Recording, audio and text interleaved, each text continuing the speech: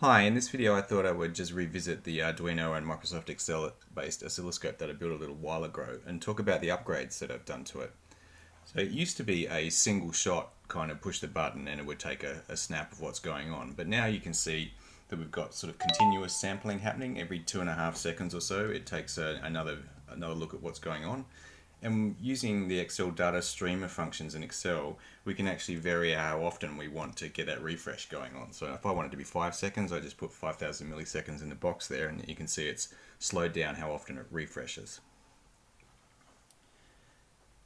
So the circuit we're actually playing around with is a 555 timer kind of circuit here. So if I put it in a really sort of bigger cap, you'll be able to see what it is it's just flashing on and off.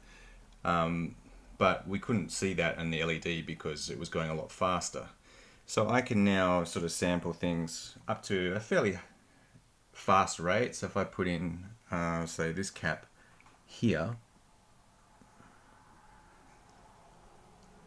we can see it's going a lot faster, but it's very hard to see what's going on in Microsoft Excel. But we actually can change what sort of sampling speed we're using by varying this prescaler value just by setting it in Microsoft Excel. And again, that's been communicated to the Arduino, hey, sample faster now.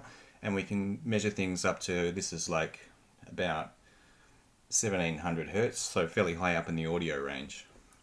And if we want to measure something slower as well, we can, tell it to sample at a slower rate. So if I put this cap in here,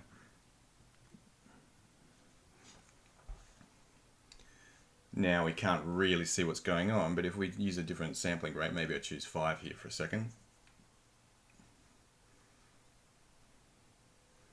And that's still not really slow enough, so let's go all the way to as slow as we can go. Okay, and now we're measuring something that's around 95 to 100 Hertz. So we've got quite a bit of adjustable range, and you can do it straight away from the Microsoft Excel side.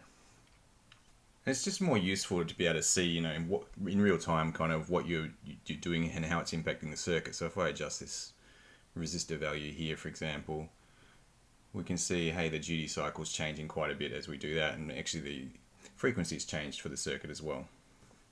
So if you stick around a little bit longer, I'll just explain how you can get to this Microsoft Excel file and also the Arduino code.